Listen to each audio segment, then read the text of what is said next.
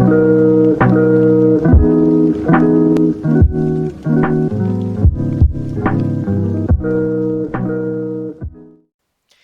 guys, how's it going? RedMaster here, and welcome back to episode of Cards and Castles Known Combos, where today we are visiting a deck that you've probably seen before dozens of times on the ladder, but maybe, I personally haven't gone into it before. It's kind of the dragon deck that I've stayed away from because, it's very well known, it's very easy to put together, but like I said, I haven't really done a proper showcase on this channel, and sometimes we have some people asking for dragon decks, stuff of that nature. So, with that being said, I present to you the Swoosh Dragon deck. Now, here is the list for Swoosh Dragons. Now, and yes, I know Swoosh Dragons isn't the kind of official name that, people use, but I feel like it's, pretty spot on in the description of the deck, because essentially what you aim to do with this deck is swoosh over some big dragons onto the other side of the map with the help of Aeroth. Now, I will be honest, I've been playing a lot of Initiative in my spare time and, off camera recently, and I've really just come to accept that it is a very powerful ability and one that's been kind of overlooked. So in making the Swoosh Dragons here, I kind of took, both from the regular-ish, blue-purple, dragon-only type deck, and kind of mix it in with Initiative here. I mean, the idea is you build up some big dragons, whether it be Shadow Drake, the Green Drake, the Stone Drake, or other ones back here. I mean, we have Faithful over here. Dragon starts to pull maybe Fire or Ice Drake, or another, any of the other ones, followed up by the Dragon Knight, which produces a Faithful Drake. And you make those big dragons, you use Aeroth, you swipe them over across the board, and potentially get in for some big damage. Potentially game-ending damage, too, if you have the right cards. I mean, I've packed in, as you can see, Multi-Strike and Lightning Blade to potentially be game-enders. So, I mean, that's what this deck is looking to do. But along the way, we are packing other initiative tools to help us. Because, of course, we do run 3 Mystic Journey in the deck. So, of course, things like Rat King, Dragon Knight, like I said, has the initiative of producing a Faithful Drake. So, sometimes reactivating that ability at a certain point in the game can be nice. Aeroth, you can use Mystic Journey with Aeroth and do like a double push type maneuver to kind of really get all those Drakes into the deep back corners of the opponent's side. Maybe knock off some of their, range units, buildings, whatnot.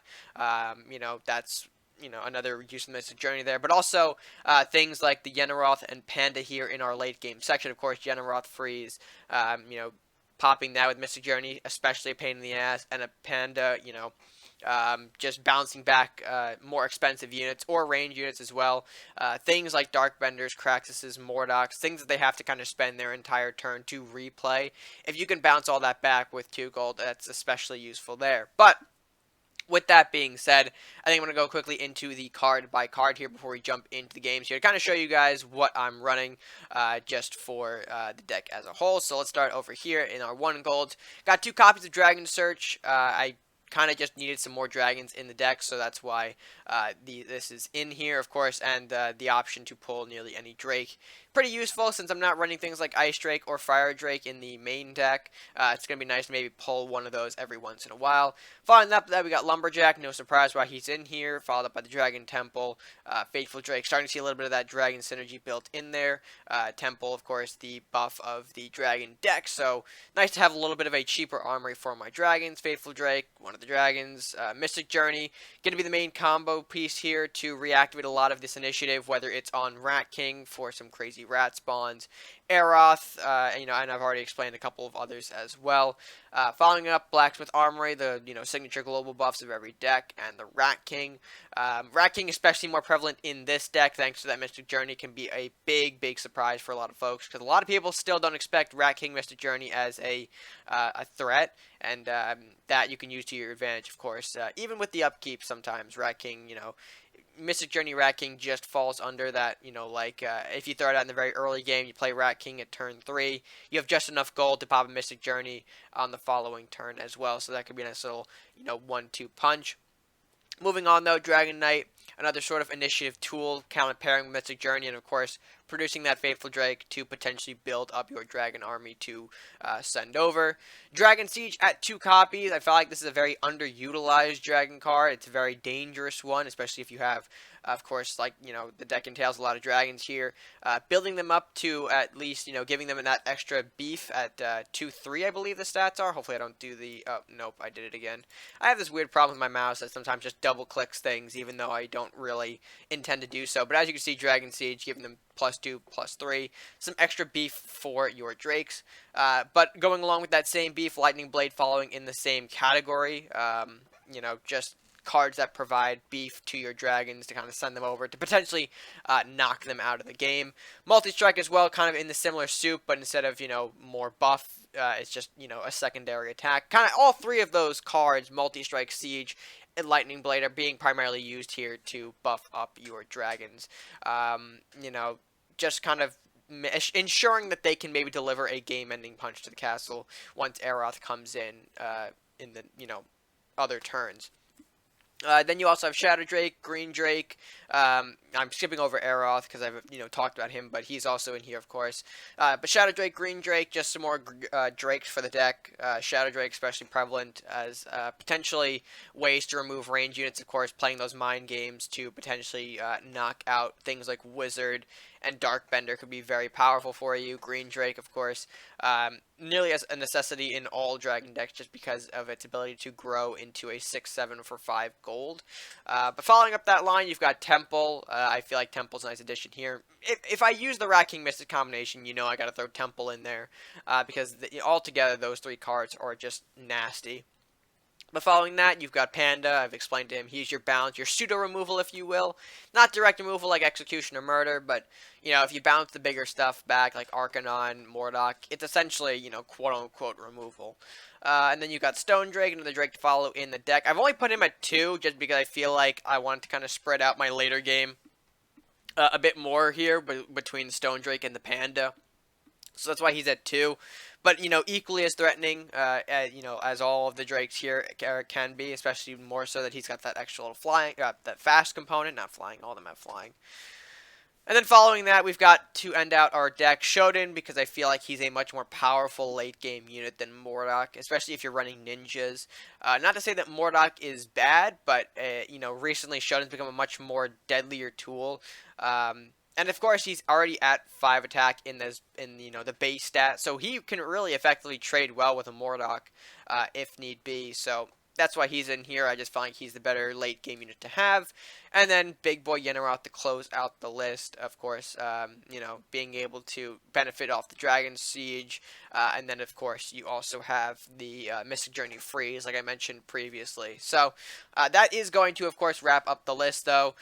Overall, we'll see how this does in the showcase matches. I think it's going to go pretty well, but let's go ahead and find out how it does right now. Alright, so going into game 1, we have a okay hand. I'm going to see if I can replace maybe Shadow Drake and Blacksmith to pick up something a little bit stronger for opening hand. And we'll get Journey and Dragon Knight, which is a nice little combo there that we can maybe use in the later game. And there is Aeroth, so we do have that Journey Aeroth combination. Things are, or at least hopefully should, go well for us in this game then if we can pick up some dragons. We only have the Lumberjack as a draw for now, which we'll get burned off, which is honestly quite aggressive. Pick up that second Blacksmith and okay, so getting back our mulligan cards. Fantastic. I'm going to have to just pass the turn.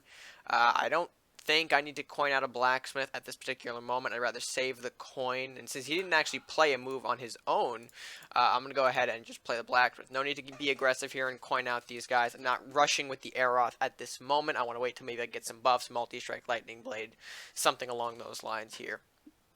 But in the meantime, I think we'll probably, looks like we are gonna probably go with Dragon Knight here, because we can make a nice little bop, followed up by a bop. And we do have another Dragon Knight, so we can use Mystic Journey perhaps later on. But now that we've pulled Rat King in our hand, I think that's going to be an even stronger combo that we go for perhaps if we don't get the Dragon stuff. But we'll see what we can do for now. We'll get a Furnished Knight on board. That is not really going to be a problem for us unless he decides to... Oh dear.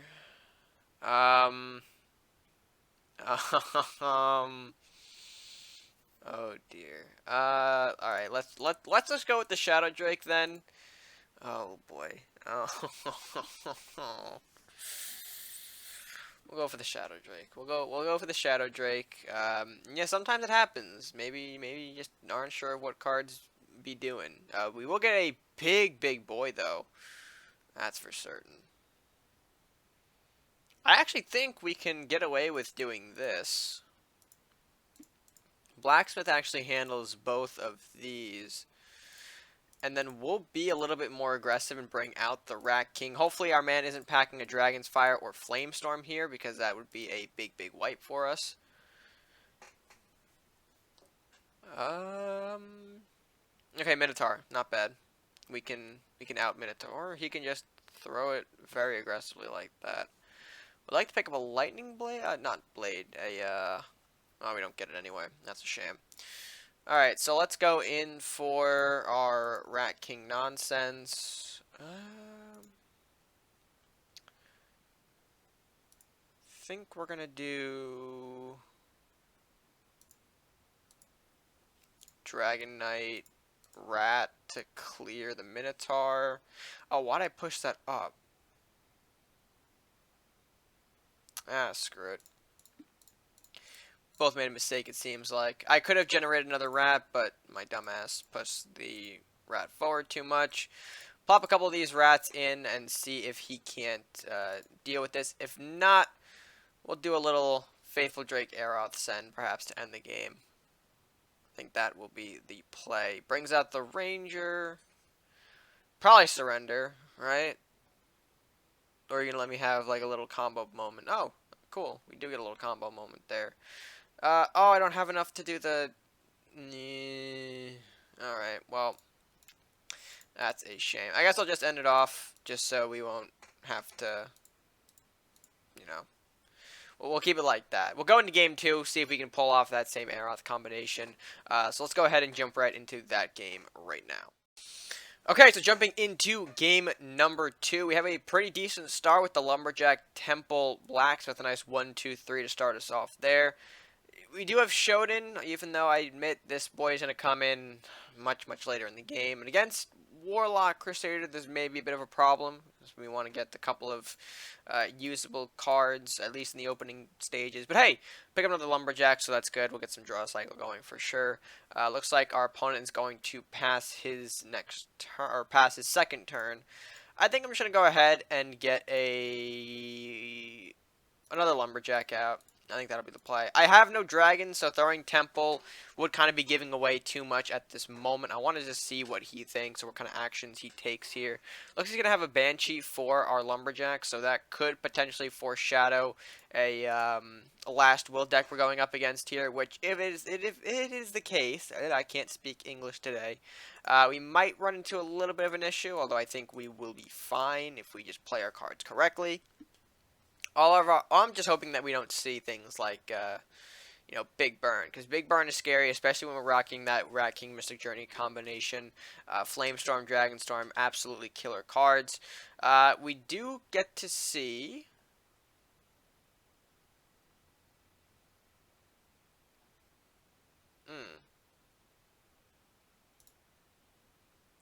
That is not what I want to see.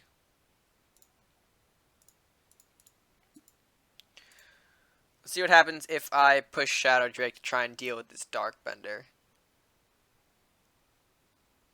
If I can get this play correctly, we could throw out a Temple and Blacksmith maybe to buff up a couple of Drakes. Or, if I am lucky... Yep. Alright, so that's going to be useless. Slightly unfortunate.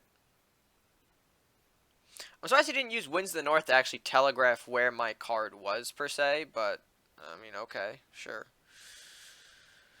No big deal. I think I'll go with a Temple placement to see if I can maybe do a little bit of lightning damage around the board. I want to see if I can keep maybe a Shadow Drake alive back here, if possible, so I can do a whole lunging move with that. Temple got hit. That's no good.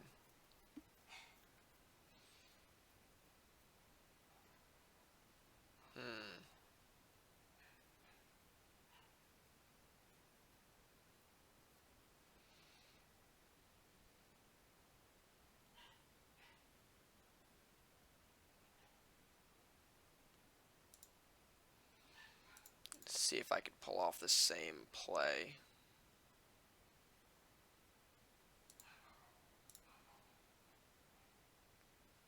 I guess I'll throw... Oh, I didn't mean to... I should have... Damn it. Ah, that was my mistake. I should have thrown Temple before. Yep. It's okay. I have the Panda, so we can bounce back this Darkbender if it's problematic. He probably now know. Well, yeah, of course he knows. If I can pull an Aeroth, that won't matter. But again, it's gonna be difficult to do that. Of course, the deck really lacks draw power, which is, a slight issue.